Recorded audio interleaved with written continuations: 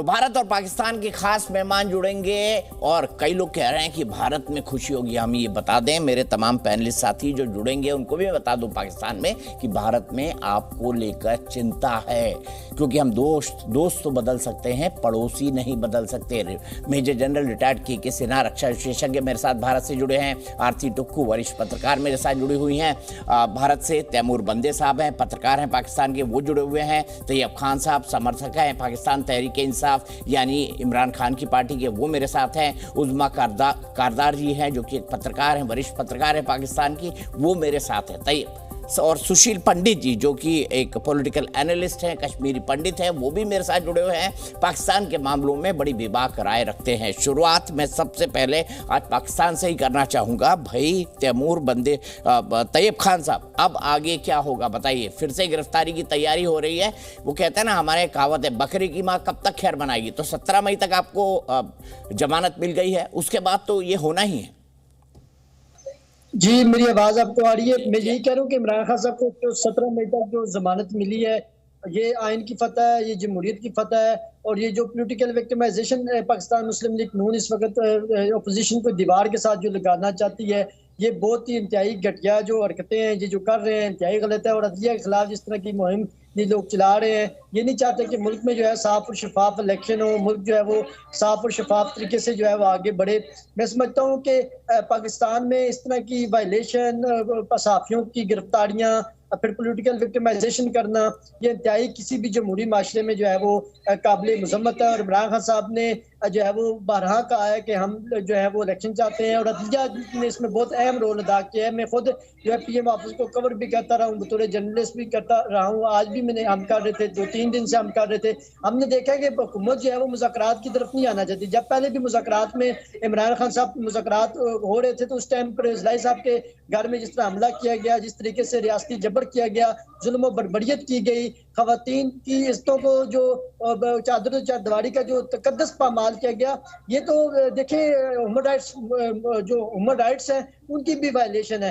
पाकिस्तान तहरीक इंसाफ के दौर में भी हमने देखा कि पॉलिटिकल विक्टिमाइजेशन इतनी नहीं हुई थी, जो पॉलिटिकल विक्टिमाइजेशन इस पाकिस्तान की हिस्ट्री में इतनी ज्यादा पॉलिटिकल विक्टिमाइजेशन नहीं हुई। इमरान खान को दीवार से लोग क्यों लगाना चाहते हैं? अभी भी राना साहब फरमा रहे हैं कि 17 मई के बाद इमरान खान साहब को हम फिर जो है वो गिरफ्तार करेंगे। ये इंतहाई जो है गलनौनी साजिश है। और इस तरह इमरान खान साहब के साथ इस वक्त पीपल है, तमाम अवाम जो है वो इमरान खान साहब के साथ हैं। जो पाकिस्तान मुस्लिम लीग नून के कारकुनान है, वो भी इस वक्त इमरान खान साहब को सपोर्ट करें। वो इस वजह से सपोर्ट करें कि उनको पता है कि इस मौजूदा हुकूमत ने, मौजूदा पीडीएम के टोले ने जो है वो महंगाई इतनी ज्यादा कर दी है कि लोग इनसे तंग आए हुए, और लोग चाहते हैं कि इलेक्शन हो रहा। मैं आपको यहाँ खबर भी देता चलूँ कि सुप्रीम कोर्ट ऑफ पाकिस्तान ने खैबर पख्तूनख्वा इलेक्शन के हवाले से भी 15 मई को जो है वो समाअत मुकर्रर कर दी है, और 3 रुकनी बेंच जो है वो इस पर जो है वो समाअत करेगा। और इंशाल्लाह ये मुल्क जो इलेक्शन की तरफ जा रहा है, जो आपने यहाँ शुरू में बात की कि इमरजेंसी वगैरह लगी, तो कोई इंशाल्लाह अवाम यहाँ इमरजेंसी वगैरह नहीं नाफज होगी, और इंशाल्लाह यहाँ जमहूरी तरीके से जो है मामलात आगे बढ़ेंगे। और ये बात रियासत भी समझ चुकी है कि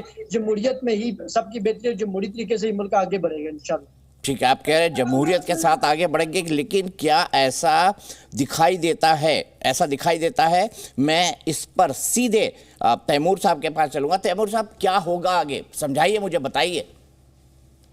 जी, मेरा नाम एक्चुअली तैमूर बांडे है, तैमूर बंदे नहीं, कश्मीरी नाम है। ठीक कर दीजिए भाई स्पेलिंग। बिफोर आई बिगिन, एक तो मैं थोड़ा सा अफसोस करना चाहूँगा कि मणिपुर में 60 से ज़्यादा हत्याएं हुई हैं, बहुत राइटिंग हुई है, तो हमें बहुत अफसोस है पाकिस्तान में कि इस तरह से वहाँ पे हुआ है। सो आई होप वहाँ पे अब अमन दोबारा आ गए और पीस दोबारा हो। साउथ एशिया में कहीं पे भी वायलेंस हो, उस पर तकलीफ होती है। दुनिया में कहीं पे भी वायलेंस हो, उसको कंडेम करना चाहिए, और rioting is never the solution. So इसलिए I feel violence in any form should be condemned, चाहे वो हिंदुस्तान हो या पाकिस्तान हो या कहीं पे भी हो। जहाँ तक फ्यूचर का ताल्लुक है, थोड़ी अनसर्टेनिटी ज़रूर है यहाँ पे इस वक्त, बिकॉज जुडिशरी खड़ी है, दूसरी तरफ इस्टेब्लिशमेंट खड़ी है, एक तरफ गवर्नमेंट है, एक तरफ ऑपोजिशन है, तो एक काफ़ी एक बीच में दीवार आ गई है। इस तरह की सिचुएशन हमने पहले कभी नहीं देखी। ऑफ कोर्स हमने मार्शल लॉ डिक्टेटर्स देखे हैं और उसमें वर्स पॉलिटिकल विक्टिमाइजेशन हुई, ये तो कुछ भी नहीं है जो आई थिंक पाकिस्तान पीपल्स पार्टी ने देखा है, बेनज़ीर भुट्टो ने देखा है, जुल्फ़िकार अली भुट्टो को हैंग कर दिया था। तो उसके तो हम करीब भी नहीं है इस वक्त, बट यस ये कोई अच्छी सिचुएशन नहीं है। जहाँ तक फ्यूचर का ताल्लुक है, आई थिंक करंट जो चीफ जस्टिस साहब हैं उनका जो एक सिलेक्टेड पैनल सिलेक्टेड डिसीजंस कर रहा है, जो खान साहब के साथ एक लाडलापन किया हुआ है, अनफॉर्चुनेटली इसने एक ट्रिगर पॉइंट बन गया है ये। और चीफ जस्टिस साहब का टेन्योर सितंबर 15 तक है, उसके बाद एक नए चीफ जस्टिस आएंगे, तो उम्मीद तो यही है कि शायद तभी जाके सिचुएशन बेहतर हो। इलेक्शंस भी तभी होने चाहिए जब एक अनबायस्ड जुडिशल सिस्टम हमारे सामने हो। Having said that, at the same time, of course, we don't want कि military establishment का किसी किस्म का कोई रोल हो पॉलिटिक्स में। It is not their domain, politics से उनको दूर रहना चाहिए। जब भी मिलिट्री पॉलिटिक्स में इन्वॉल्व होती है तो ये सिचुएशन होती है जो हमारे पास है। जी अच्छी बात है, जो सिल्वर लाइनिंग जिसको मैं कहूँगा, और आपकी बात पे दोबारा आऊँगा कि व्हाट द फ्यूचर होल्ड्स, वो ये है कि यहाँ पे इंडिपेंडेंस नज़र आती है। जो एक ज़माने में होता था कि एक वन फॉर्म हो जाता था, वन पेज हो जाता था जहाँ everything was saying the same thing, वो अब नहीं है। जुडिशरी में इतना दम है जो अनफॉर्चुनेटली साउथ एशिया में कहीं नहीं नज़र आता। वो गवर्नमेंट के खिलाफ खड़ी हो जाती है जब उनको समझ आती है गलत बात है। वो डिक्टेटरशिप या ऑटोक्रेटिक डेमोक्रेसी या वो सिचुएशन उस तरह से नहीं है जो इस्टेब्लिशमेंट या गवर्नमेंट करना चाहे और उनको कोई रोकने वाला ना हो, जो हम देखते हैं साउथ एशिया में, बांग्लादेश में, हिंदुस्तान में। अनफॉर्चुनेटली ये सिचुएशन है। यहाँ जुडिशरी उस तरह से काफ़ी इंडिपेंडेंट है। खान साहब ने ऑलरेडी कहा कि उनके मुताबिक judiciary is the only saving grace for him. I think this goes to credit के पाकिस्तान में इस वक्त रेजिस्टेंस है बिकॉज डेमोक्रेसी इवॉल्विंग है। हम एक स्ट्रगलिंग डेमोक्रेसी, हम करीब भी नहीं है जो शायद बाकी साउथ एशिया में डेमोक्रेसीज हैं अनफॉर्चुनेटली। मगर आई थिंक ये दैट्स अ गुड साइन कि एटलीस्ट इस क्लैश से एटलीस्ट एक सिस्टम बाहर आएगा। हम आई थिंक 90s को पीछे छोड़ के चार्टर ऑफ डेमोक्रेसी जब साइन हुआ था, आई थिंक हम प्रोग्रेस कर गए थे। असेंबलीज अपना टेन्योर पूरा कर रही थी, इलेक्शन टाइम पे हो रहे थे। अनफॉर्चुनेटली हाइब्रिड मॉडल जब दोबारा खेलने की कोशिश की गई, we were push back into the 1990s। तो जो पॉलिटिकल मैच्योरिटी स्टार्टेड शोइंग, वो अब अनफॉर्चुनेटली चली गई है। पॉलिटिकल मैच्योरिटी चली गई है। मैं रुकते हैं तैमूर बांदे जी, मैं आपके पास फिर आऊंगा, बहुत वक्त है हमारे पास। जनरल सिन्हा से समझता हूँ, जनरल सिन्हा क्या देख रहे हैं और क्या रीड कर रहे हैं इस वक्त, क्योंकि अभी तो किसी को पता नहीं पाकिस्तान में प्रधानमंत्री क्या करेंगे। जज ने जो करना था कर दिया, 17 मई तक, वो कह रहे 15 तारीख को चीफ जस्टिस रिटायर होना है। लेकिन मैंने ऐसे हालात कहीं नहीं देखे कि सिटिंग मुल्क का प्रधानमंत्री अपने टेलीविजन पर यह कहे, पूरी दुनिया के सामने ये कहे कि हमारा जो जज है सुप्रीम कोर्ट ऑफ पाकिस्तान का, जो चीफ जस्टिस है, वो गड़बड़ आदमी है, उसने जो है एक घोटालेबाज को रियायत दे दी। नेशनल टेलीविजन पर प्रधानमंत्री अपनी जुडिशरी के बारे में कह रहा है, जिसको तैमूर साहब कह रहे हैं कि ये तो इंडिपेंडेंट है हमारी जुडिशरी।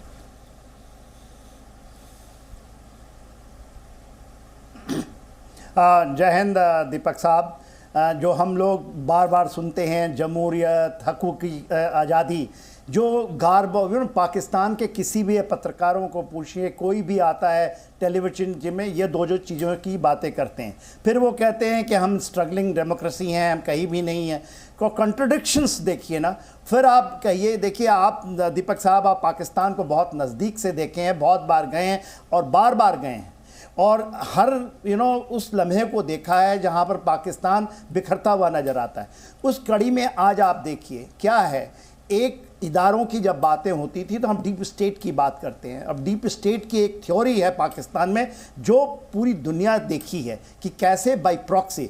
एक बात बहुत अच्छी तैमूर साहब ने जब कही कि भाई हम हाइब्रिड की बात किया, तो हाइब्रिड अभी डेमोक्रेसी के 21वीं सदी की डेमोक्रेसी में हाइब्रिड जो डेमोक्रेसी का एक पसमंजर देखते हैं, जो कि आपको कैपिटल हिल में भी दिखाई दिया था कहीं, जहाँ पर पूरा का पूरा अराजकता, पूरे के पूरे वायलेंस को in the garb of democracy, और वही कर रहे हैं इमरान खान। इमरान खान क्या कहते हैं, वो पहले ही अरेस्ट होने से पहले कहते हैं जब मैं अरेस्ट हूँगा तो पूरे जला दो, आप निकल आओ सड़कों पे। सड़कों पे मार्चें होती हैं, सड़कों के ऊपर वायलेंस के लिए नहीं उसकाते हैं। और देखिए फेलियर ऑफ इनके जुडिशरी का, वो वायलेंस के ऊपर कुछ कहा उन्होंने। यदि कोई जुडिशरी है और यदि इनके पास हैं 21 केसेस हैं इनके ऊपर जिसके FIR के लिए, और मेरे ख्याल से अभी 8 लेकर खड़े हैं वहाँ पर अरेस्ट करने के लिए इनको फिर से। तो देखिए इमरान खान ने बहुत बोलेंगे कि ये पूरे के पूरे पाकिस्तान का एक मूवमेंट ले आया, जो अरब स्प्रिंग की मूवमेंट थी वेस्ट एशिया में, और पूरी की पूरी सुधार हुई। पाकिस्तान के ये प्रॉक्सी पे जिस तरह की आप देख रहे हैं, क्योंकि वहाँ की जनता वो वही बवालियों की जनता है। उसमें अब व्हाट्सएप ग्रुप भी शामिल हो चुका है, उसके अंदर में हाइब्रिड चीज़ें आ गई हैं कि लोगों को उकसाओ और आप करो। और सेम जो आप देख रहे हैं यूक्रेन से भी आप जोड़िएगा, डीप जाएंगे तो वो दिखाई देगा। ये मेरा ये मानना है कि इमरान खान के गेम यदि ये चलता है और जुडिशरी इसके पीछे है, वो चाहते हैं कि वो भी एक डीप स्टेट का बड़ा हिस्सा होकर निकले, क्योंकि पाकिस्तान के अंदर सबकी चाह है। वही 1% में जुडिशरी भी आता है, आर्मी भी आती है, और जितने भी ये जो आपके पॉलिटिकल सिस्टम आप देख लें, किसी को उठा लें। इनिशियली जो ये था इनका जो पारिवारिक था, चाहे उसमें पीपीपी था, पीएमएलएन था, मगर जब थर्ड जो पीटीआई में खास करके 2016-17 के बाद 18 में आए हैं ये सीन में, और इन्होंने पूरे की पूरे चीज़ों को ट्राई करते हैं और मसीहा के रूप में कहते हैं रियासत मदीना लाएंगे, हम नया पाकिस्तान को खड़ा करें।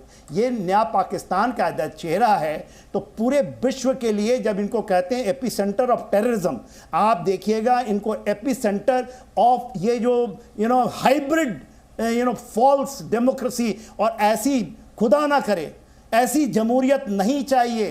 पूरे विश्व बहुत बड़ा खतरा है। और अफसोस ये है कि ये लोग कर गए हमारे असम की बात, हमारे मणिपुर की बात, और मणिपुर में 2 फैक्शन की लड़ाइयों में, और ये इसमें कहाँ आकाश ज़मीन, जहाँ फौज के ऊपर में ये दिखा रहे हैं कैरियोग्राफ्ट हैं।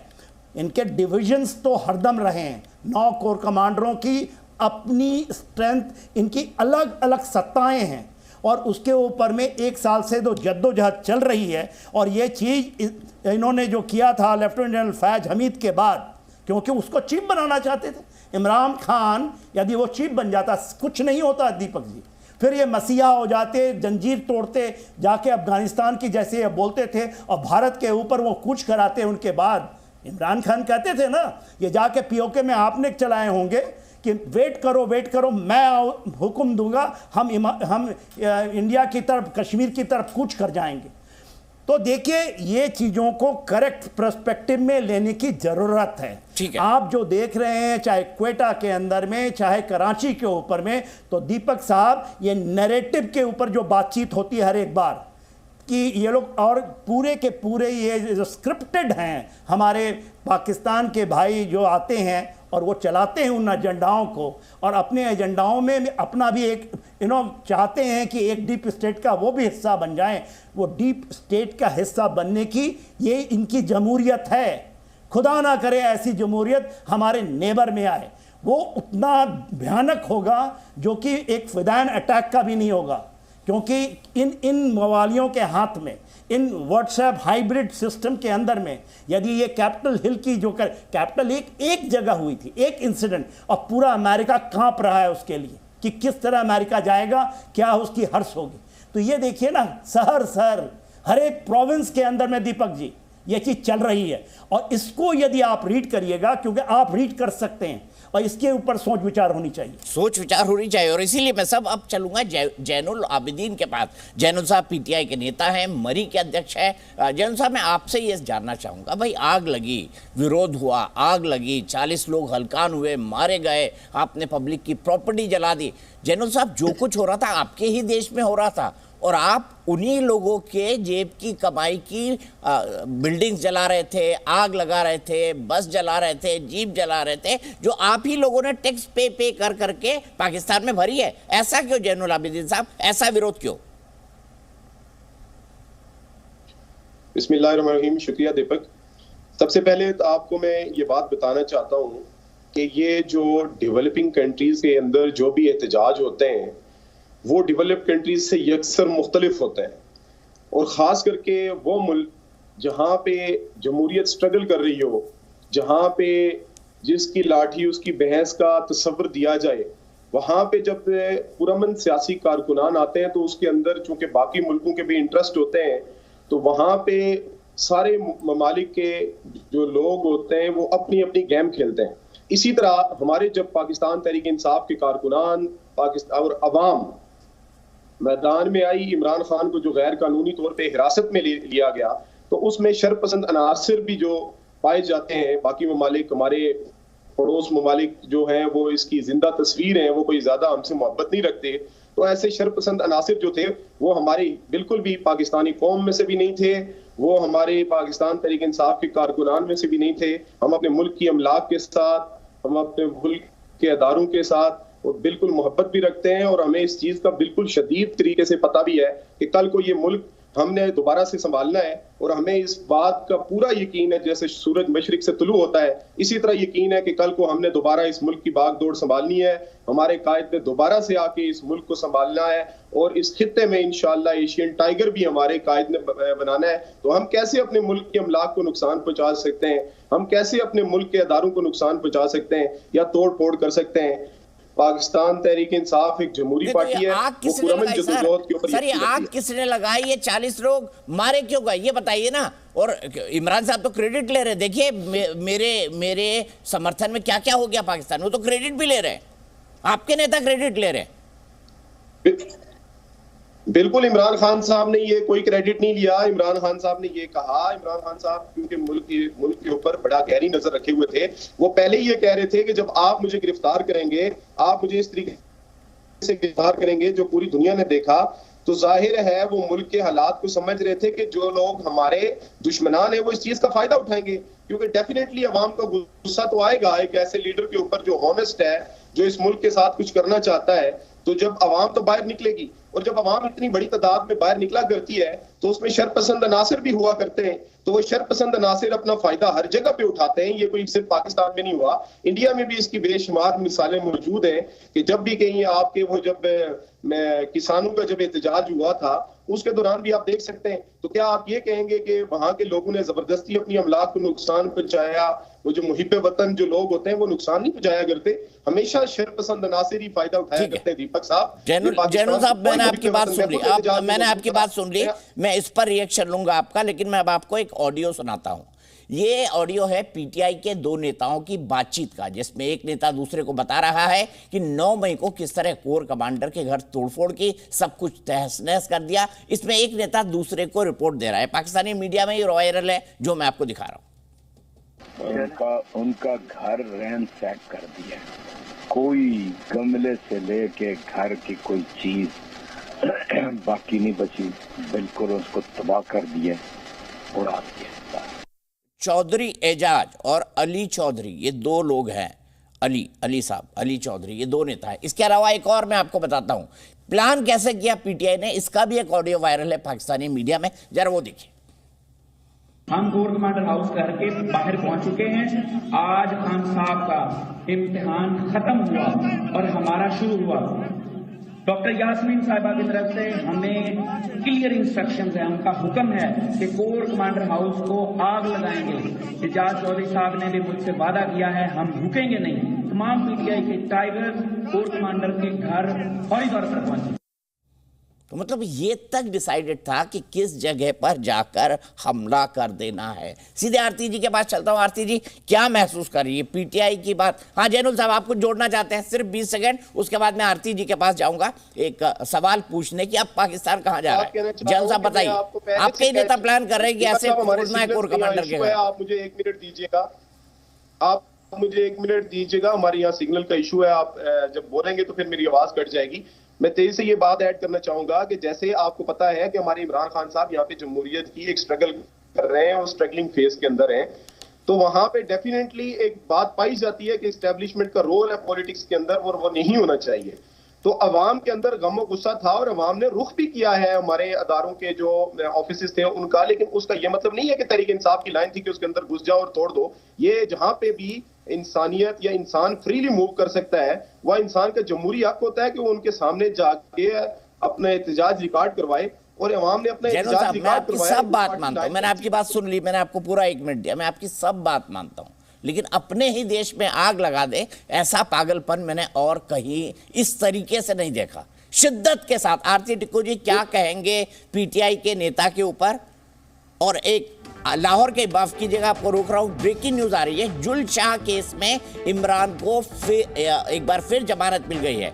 ये लाहौर के जुल शाह केस में इमरान को राहत, ये कह रहे थे कि जो ज्यूरिडिक्शन है वो इस्लामाबाद हाई कोर्ट से अगर वो बाहर निकलेंगे तो पंजाब पुलिस उन्हें गिरफ्तार कर सकती है, क्योंकि इस्लामाबाद हाई कोर्ट की जो सीमा है वो जो है वो इस्लामाबाद और आसपास के इलाकों में लाहौर पे कुछ होता। तो ये हाई कोर्ट ने 10 दिन की जमानत उनको दे दी है लाहौर के जुल शाह केस के अंदर। आरती जी क्या कहेंगे? देखिए, एक तो ये बात है कि इमरान खान शुरू से ही एक डिसरप्टर के रूप में अपने आप को उन्होंने प्रोजेक्ट किया, और पहली बार शायद पाकिस्तान के इतिहास में हो रहा है कि ये डिसरप्टर जो है वो इस जो दंगे फसाद हो रहे हैं, जो राइटिंग हो रही है, जो तबाही मच रही है, वहाँ पब्लिक प्रॉपर्टी की लोग मर रहे हैं, वो इसमें कहीं ना कहीं अपनी इमेज जो वो है उसको बड़ा करने की कोशिश में लगे हैं, और साथ ही साथ वो ये भी कहीं ना कहीं प्रोजेक्ट कर रहे हैं कि वो जमहूरियत ला सकते हैं पाकिस्तान में, वो उनके पास लोगों का सपोर्ट है। लेकिन जो वाकई जो समझ आता है ग्राउंड पे, जो ये समझ आता है वो ये समझ आता है कि इमरान खान के पास गुंडा पावर तो है, लेकिन क्या वाकई पब्लिक सपोर्ट है? मुझे नहीं लगता है कि पब्लिक सपोर्ट उस तरह का होगा उनके पास जिस तरह, क्योंकि हमने कुछ वीडियोस देखे जिसमें एक औरत तो बहुत रो रही थी कि लोग निकल नहीं रहे हैं, बाहर नहीं निकल रहे हैं, इनके लिए कोई जद्दोजहद नहीं हो रही है। तो सवाल है कि इमरान खान आखिर कर क्या रहे हैं? इमरान खान को कहीं ना कहीं ये गलत फहमी हो गई है कि वो आर्मी से बहुत बड़े हैं। वो पूरे पाकिस्तान के जो मोहम्मद अली जिन्ना की कभी जगह थी, वो लगता है कि उनके दिमाग में ये लग रहा है कि वो जिन्ना से बड़े हो सकते हैं, वो अपने आप को उस रूप में देख रहे हैं, और शायद कहीं ना कहीं गलत फहमी है। ये वही बता सकते हैं कि उनको किसका सपोर्ट है, एक्सटर्नल इंटरनल जिसका भी सपोर्ट है, कि उनको लगता है वो पहली बार जो है पाकिस्तान की पूरी जनता पे उनका कब्जा होगा। लेकिन वो एक बहुत बड़ी गलती कर रहे हैं, क्योंकि पाकिस्तान का इतिहास रहा है कि आर्मी, पाकिस्तान की जो मिलिट्री है वो सबसे बड़ा इंस्टीट्यूशन है, वो सबसे बड़ी पॉलिटिकल फोर्स, मैं और बहुत ही जिम्मेदारी के साथ कह रही कि बहुत ही बड़ी पॉलिटिकल फोर्स भी पाकिस्तान आर्मी है। क्योंकि जब पाकिस्तान डिस्टेबलाइज हो जाता है, जब पाकिस्तान की इकॉनमी खराब हो जाती है, करप्शन होती है, और ये सारे इश्यूज जो है सिविलियन लीडरशिप के अंदर ही हमने ये कई बार देखा कि ये इश्यूज सिविलियन लीडरशिप के टाइम पे ये बातें होती है, और फिर पाकिस्तान आर्मी जो है वो सेवियर की तरह आता है, और पाकिस्तान आर्मी कू हो जाता है, इमरजेंसी हो जाती है, मिलिट्री डिक्टेटरशिप हो जाती है। तो साथ में ये बताना चाहती हूँ कि जो हाइब्रिड की ये बात कर रहे हैं कि पाकिस्तान जो है एक स्ट्रगलिंग डेमोक्रेसी है, ये डेवलपिंग कंट्रीज का ये फिनोमेना है, ये बहुत ही बिल्कुल मैं कहूँगी इसमें कोई सच्चाई नहीं है। ये डेवलपिंग कंट्रीज का फिनोमेना नहीं है, ये स्ट्रगलिंग डेमोक्रेसी जो एक फिनोमेना है, ये इस्लामिक रिपब्लिक्स का फिनोमेना है। जो भी इस्लामिक कंट्रीज, इस्लामिक स्टेट्स है, वहां पे डेमोक्रेसी फेल है।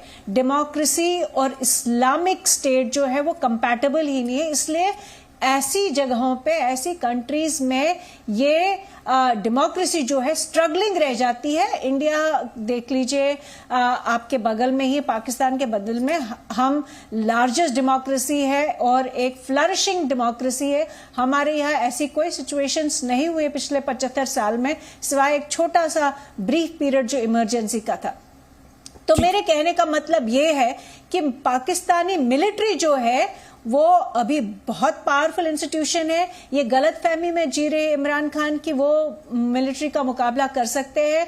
और दूसरी बात मैं ये कहूंगी कि जैसा मैंने कल भी कहा था, पिक्चर अभी बाकी है, ये अभी शुरुआत है। एक बेशक इनको जमानत मिल जाए बहुत सारे केसेस में, लेकिन इमरान खान इससे बच नहीं पाएंगे। ठीक है, मिलिट्री का बैकलैश एक ना एक दिन आएगा। मैं सीधे उज्मा जी के पास चलता हूँ। और उज्मा जी, बहुत देर से आप जुड़ी हुई हैं, बहुत सब्र के साथ। मैंने आज कसम खाई हुई है कि मैं कोई ताना पाकिस्तान को नहीं मारूंगा, तो आप निश्चिंत रहिए, मैं बिल्कुल ताना नहीं मारूंगा। भले से आपके प्रधानमंत्री जो है चीफ जस्टिस को बोले कि भाई ये तो जो है, देखो एक तरह से कह ही दिया कि ये तो इमरान खान के हाथ के मोहरे हैं। कोई बात नहीं, चलता है। आप डेवलपिंग है, 75 साल हो गए आपको आज़ाद हुए, अभी भी डेवलप ही कर रहे हैं आप। ये क्या है उजमा जी? और मुझे बताइए कि क्या इमरान खान जो है वो आर्मी से बड़े हो गए? मैं मान लूं इस बात से? आज आप बड़े अच्छे मूड में, ये मेरे ख्याल में मेरे लिए खुशखबरी है। पहले तो मैं तो हमेशा अच्छे ही मूड में रहता हूँ, आप लोगों की ऐसी हालत देखता हूँ तो तरस आ जाता है मुझे। अब आपके जो मैडम मेहमान हैं, इनको शायद ये नहीं मालूम कि इंडिया में इसी वक्त कम से कम 40 से 50 आज़ादी की तहरीकें चल रही हैं, और आपका जो आरएसएस जो मेंटेलिटी है उन्होंने जो मसख कर दिया है आपका सेक्युलर चेहरा जो है वो इंडिया का।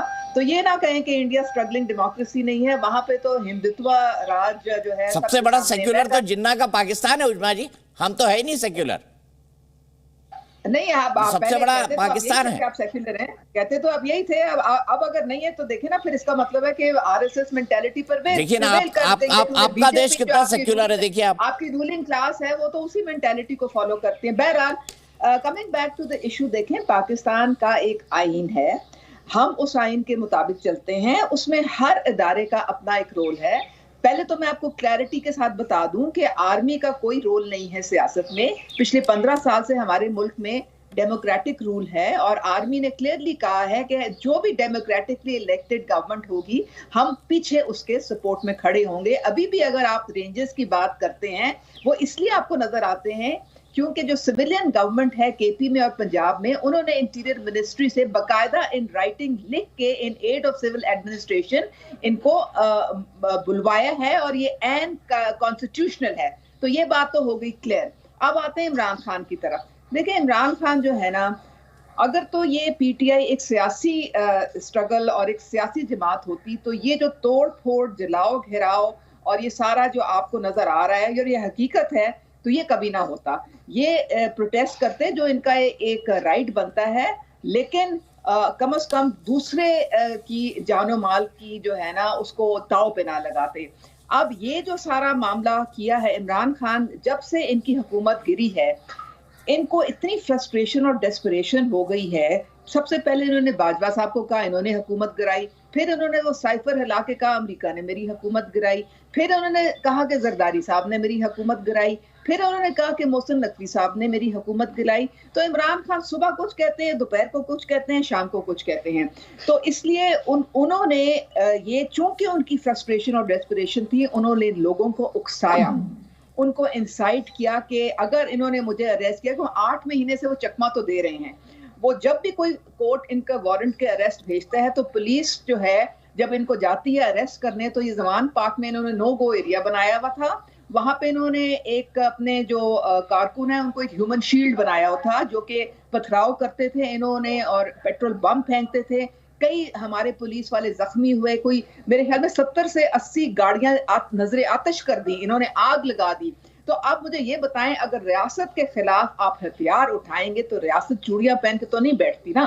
फिर अब जब इमरान खान खुद प्राइम मिनिस्टर थे तो मैं उनकी रिकॉर्डिंग आपको भिजवा देती हूँ। उन्होंने कहा था कि ये जो सड़कें आप बंद कर रहे हैं, ये जो आप इस तरह से लोगों की जिंदगी जो है वो उसको खराब कर रहे हैं, तो रियासत जो है वो एक्शन लेगी। जब खुद पीएम थे तब तो वो उधर बैठे हुए थे, और आज उन्होंने वो काम किया है जो हकीकतन मैं आपको बता दूं कि ये किसी सूरत हम एज ए पाकिस्तानी हमें नहीं बर्दाश्त है, क्योंकि जानो माल सबकी बराबर है। सब पाकिस्तानी जो है उनकी सिक्योरिटी जो है वो रियासत का काम है, और ये आप नहीं कर सकते हैं कि आप दूसरों को खतरे में डाल दें और अपने जो है आप सियासी अज़ाइम लेके आप आगे बढ़ने की कोशिश करें। अदलिया की तरफ मैं आती हूँ। देखिए हमारी जुडिशरी जो है उसमें सुप्रीम कोर्ट की हम बहुत इज्जत करते हैं, लेकिन हमने ये देखा कि वहाँ जो पूरी जो तकरीबन 13 के करीब हमारे जजेस हैं तमाम बराबर हैं, और वहाँ पे उनकी जो ओपिनियंस हैं वो डिफर करती हैं।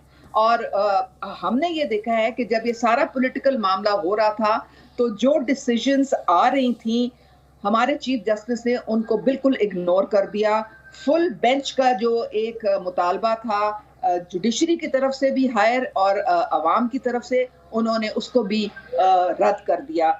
हमें जो है उन्होंने मेरा अपना जो एक केस था जहाँ पे मैं एमपीए थी, वहाँ पे उन्होंने चीफ जस्टिस को, आई एम सॉरी टू से, उनकी डिसीजन जो थी उन्होंने इंटरप्रिटेशन करने की बजाय जो कि उनको करनी चाहिए थी, उन्होंने कॉन्स्टिट्यूशन को रीराइट किया। तो मेरे ख्याल में अगर इदारे हमारे अपने हदूद और क़यूम में रहें तो फिर ये केओस जो आपके सामने ये नजर नहीं आएगा। देखें, आखिर तो ये करप्शन केसेस हैं जिनको इमरान खान ने फेस करना है, तो व्हाई नॉट गो अपने आप को कानून के हवाले करें और अदालत में जाके अपने आप को अगर वो समझते हैं कि मैं मासूम है तो वहां से अदालत से रिलीफ लें। ये प्रोटेक्टिव बेल्स के पीछे छुपना और फिर पूरी अपने कारकुनों को गुमराह करना और स्टेट के खिलाफ उभारना, अपने इदारों के खिलाफ उभारना, जलाओ घिराव करना, ये किसी सूरत बर्दाश्त। सुशील पंडित जी के पास चलता हूँ। सुशील पंडित जी, क्या इमरान खान आर्मी से बड़े हो गए हैं? ये जता रहे हैं, ये दिखा रहे हैं, जिस तरह से कोर्ट उनके सपोर्ट में आया, जिस तरह से आगजनी हुई, जिस तरह से हिंसा हुई, आपका क्या मानना है? धन्यवाद दीपक जी, मैं बड़े गौर से सबको सुन रहा था। देखिए, आर्मी एक आर्बाइटर हो जाए, एक फैसला करने लायक जज जूरी बन जाए किसी भी डेमोक्रेसी में, और ये सवाल उठने लगे कि क्या ये पॉलिटिशियन आर्मी से बड़ा है या आर्मी सबसे बड़ी है, ये अपने आप में बड़ा दुखद है। ये अपने आप में एक बहुत अनफॉर्चुनेट एलिमेंट है, डायमेंशन है, और हम इसको नॉर्मलाइज कर रहे हैं। पाकिस्तान या कोई भी डेमोक्रेसी हो, उसमें सबसे इंपॉर्टेंट, सबसे महत्वपूर्ण बात होती है न्यूट्रल स्पेस की, ऑब्जेक्टिव स्पेस की, रेफरी की, एम्पायरिंग की। आज पाकिस्तान की कोई ऐसी इंस्टीट्यूशन बची है जो पार्टिजन ना हो, चाहे जुडिशरी हो, चाहे आर्मी हो, चाहे ब्यूरोक्रेसी हो, चाहे मीडिया ही क्यों ना हो। आप यहां देख रहे हैं कि ऑब्जेक्टिवली किसी चीज को जज करने की जगह सीधे सीधे तरफदारी हो रही है, और उसके लिए नए नए तर्क, नए नए आर्गुमेंट्स गढ़े जा रहे हैं। डेमोक्रेसी का सबसे बड़ा फेलियर यही है, और इसी वजह से हमारे पड़ोस में डेमोक्रेसी पनप नहीं रही। आप इसको हाइब्रिड कहें, आप इसको ईवी कहें, आप इसको कंबस्टन इंजन कहें, आप इसको कोयला का गाड़ी कहें, भाप का इंजन कहें, कुछ कहें, साहब ये डेमोक्रेसी परवान चढ़ने वाली इस तरह नहीं है जिसमें जर्नल अपने पॉलिटिशियन चुन लें, जज अपने पॉलिटिशियन चुन लें, और मीडिया जिसको रिपोर्ट करना है वो चुन ले कि उसको किस पार्टी का आज रिपोर्ट करना है, किसको समर्थन देना है। तो सबसे बड़ा फेलियर ये। और दूसरा जो एक बहुत बड़ा फेलियर है, ये एक जिहादी एंटरप्राइज है पाकिस्तान। हम भूले नहीं है अभी 1.5 साल पहले कैसे प्रियंका को निहत्थे 49 वर्ष के एक दो बच्चों के बाप को दौड़ा दौड़ा कर मारा और जिंदा जला दिया गया ब्लास्फेमी के नाम पर। 6 साल पहले मशाल को मर्दान में मार दिया एक स्टूडेंट को। आप डेमोक्रेसी में इन चीजों के लिए जगह बनाते हैं, आप लॉन्ग मार्चेस के लिए, ब्लास्फेमी राइट्स के लिए जगह बनाते हैं, और फिर you have such rich opinions कि साहब हमारा मुल्क है, इसको जलाना नहीं है, यहां पर जलाव घिराव नहीं करना है। ये मतलब आप किस मुंह से ये सब कह पाते हैं जब आए दिन वहां पर ये हो रहा है। कानून, अदालत, फौज, अखबार, मीडिया, यहां तक कि पढ़ाई लिखाई के इदारे आपका दिमाग, आपकी जहन तराशी कर रहे हैं जिहाद के लिए। और फिर जब सड़क पे जिहाद होता है और जिहाद के नाम पर कत्ल गारत होती है, आप कहते हैं नहीं नहीं हमारी बड़ी स्ट्रगलिंग, बड़ी इवॉल्विंग, बड़ी हाइब्रिड डेमोक्रेसी है। ये सर्कस चल रहा है हमारे पड़ोस में, हमें बड़े इत्मीनान से देखना चाहिए। ये वो कहते हैं ना, किसका, शायद गालिब का शेर है, होता है सरे रोज तमाशा मेरे आगे। ये इत्फाल का मतलब बच्चों का खेल है ये यहाँ डेमोक्रेसी। हर रोज यहाँ कोई ना कोई नया जोकर, कोई ना कोई नया मदारी चला आता है जमूरे नचाने के लिए, और फिर उसके लिए तरह तरह के तर्क, तरह तरह के आर्गुमेंट गढ़े जाते हैं। इमरान खान दूध से धुले नहीं है। आज वो सब पर करप्शन की उंगली उठा रहे हैं, लेकिन खुद 125 केसेस FIR हैं उनके ऊपर, जवाबदेह नहीं बन रहा है। और जिस चीफ जस्टिस के पर उंगलियां उठा रही हैं बंडियाल के ऊपर, उसी ने इमरान खान के खिलाफ फैसले दिए थे, कुछ महीने हफ्ते भी नहीं हुए हैं। तो आज उसकी भी टेलीफोन की कॉन्वर्सेशन सास की, बीवी की वायरल हो रही हैं और उसके ऊपर उंगलियां उठाई जा रही हैं। वही जज जुडिशरी, हाई कोर्ट कहती है कि arrest is legitimate, is legal, और कुछ घंटों के अंदर सुप्रीम कोर्ट कहती है कि अरेस्ट इज इलीगल। वो एक ही लॉ पढ़ रहे हैं, एक ही कानून पढ़ रहे हैं, कि कुछ और अलग अलग किताबें पढ़ रहे हैं, या फिर इनके पसंदीदा सियासतदान है, पसंदीदा पार्टियां हैं और उसकी सहूलियत में सब कुछ हो रहा है, सर्कस हो रही है। मुल्क नहीं है, ये एक जिहाद की लेबोरेटरी हो गई है। और हमारी सबकी दुनिया की, मतलब ये माइग्रेन हो गया। मैडलिन ऑलब्राइट ने आज 25 साल पहले कहा था, Pakistan has become a migraine for the world. ये माइग्रेन इसलिए और ज्यादा बढ़ने वाला है क्योंकि इसके पास कुछ ऐसे जहरीले पटाखे हैं जो दुनिया के लिए खतरा बने हुए हैं, और यहां पर जिम्मेदारी लेने वाला कोई नहीं है। जर्नैल आते हैं, जाते हैं, कोई पिज्जा के लंबे चौड़े नेटवर्क चलाता है, कोई कॉर्नफ्लेक्स की फैक्ट्रियां चलाता है, कोई पूरा का पूरा कॉरिडोर चाइना का बना हुआ है उसको लूट ले जाता है। यहां किस इदारे पर आप भरोसा करेंगे? हर पैंदी में छेद है, हर बर्तन के नीचे छेद है। आप क्या पकाएंगे, क्या खिलाएंगे किसी को? ये मुल्क जो है, ये अपने आप, इस सर्कस में भी एक शुरुआत और एक अंत का टाइम होता है, और कोई रिंग मास्टर होता है।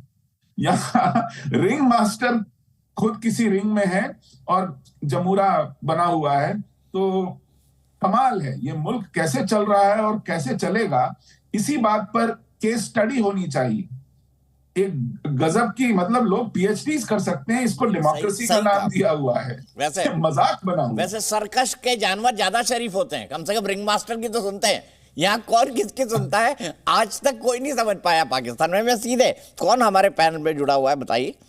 तैमूर बांदे साहब हैं, उजमा जी है। उजमा जी बताइए तैमूर बांदे के पास चलते। तैमूर बांदे जी, मुझे बताइए कि ये कैसा सर्कस हो रहा है पाकिस्तान में?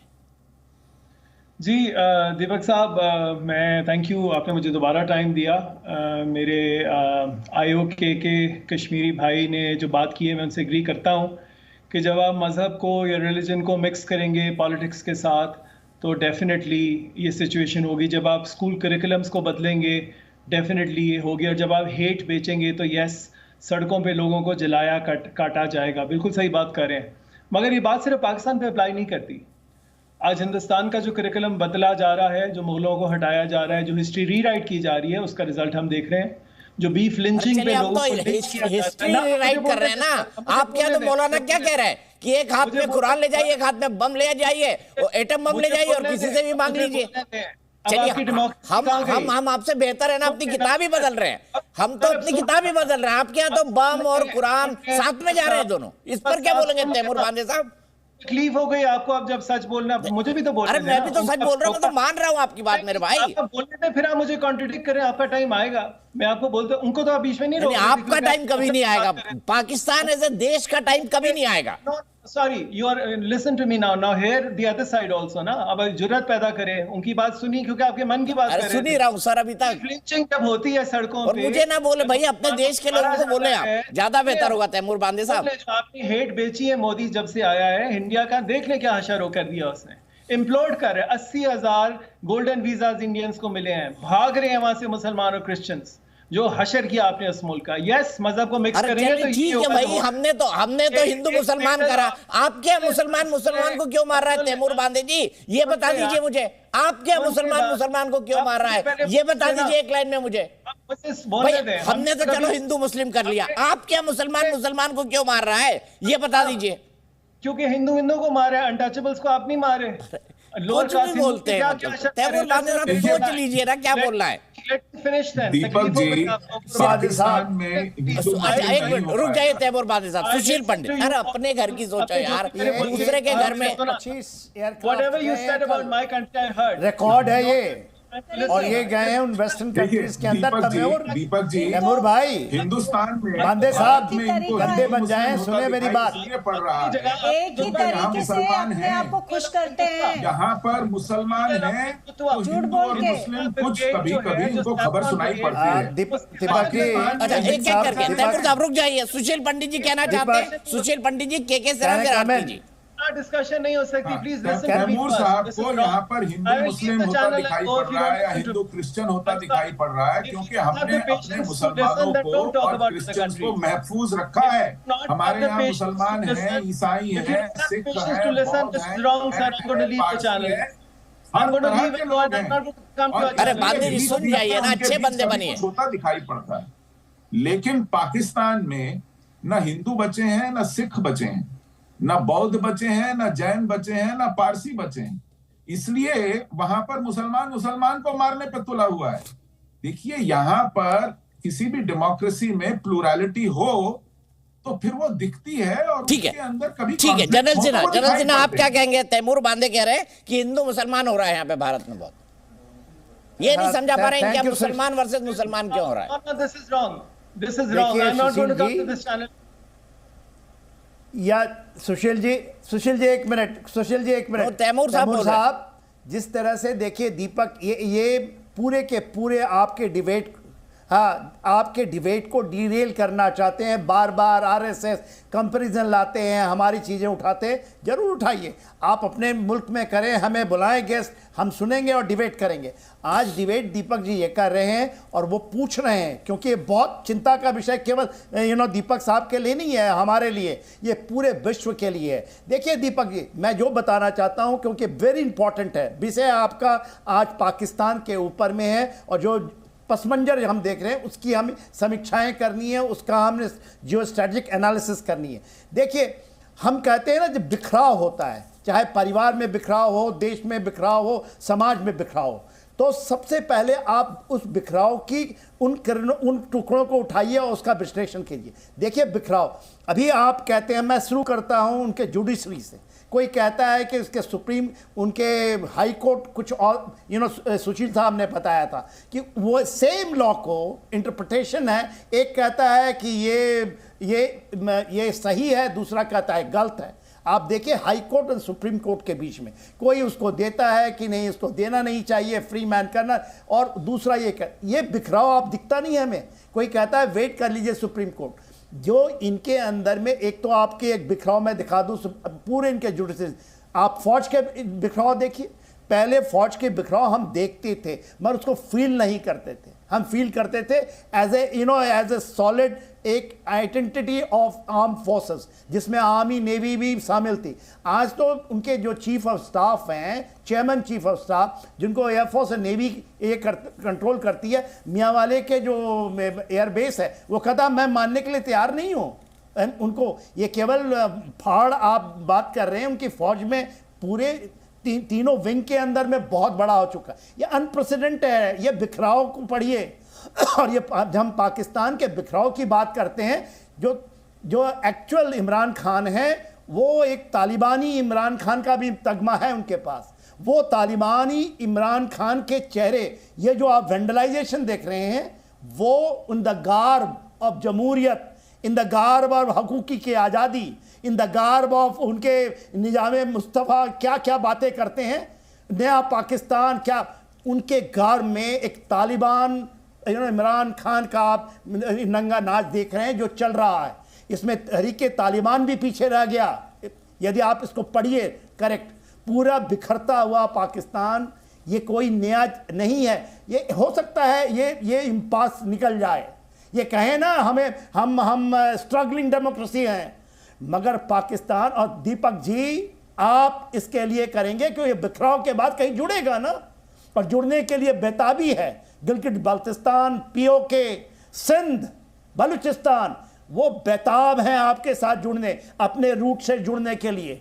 हम उनको पढ़ने की ज़रूरत है। हम ज़रूर वेट एंड वॉच करेंगे, क्योंकि इमरान खान तो ये कहते थे पीओके से पिछले साल, जब उनको आता था आवाज़ गो नियाजी गो, ये जो दहशतगर्दी है उसके पीछे ये कहाँ उठता हुआ था, यही आवाज़ था ना। ठीक बात। एक कमेंट उजमा जी का, फिर आरती जी से कंक्लूडिंग कमेंट। आज के दिन में बेताबी और अच्छा, एक मिनट, एक बड़ी खबर आ रही है। लाहौर के सभी 4 मामलों में, मैंने कहा था इस्लामाबाद हाई कोर्ट का डिसीजन है, अब लाहौर के मामलों में भी 4 मामलों में उन्हें 10 दिन की जमानत मिल गई है, 4 मामलों में। लेकिन अभी ये बताया जा रहा है वहां पर कि 650, 9 तारीख को जो हिंसा हुई है और 10 तारीख को जो हिंसा हुई है, उसकी 650 FIR दर्ज की गई है, और ज्यादातर में उसमें इमरान खान पर हिंसा भड़काने का आरोप है। और जिन लोगों पर ये कार्रवाई की गई है, पर्चे लिखे गए हैं या FIR की गई है, वो दहशतगर्दी के आरोप में की गई है। जिन लोगों ने ये वैंडलाइजेशन किया था, तो दहशतगर्दी का आरोप इमरान पे लगेगा तो क्यों वहाँ के नियमों के मुताबिक क्या वो चुनाव लड़ पाएंगे, ये भी बड़ा सवाल है।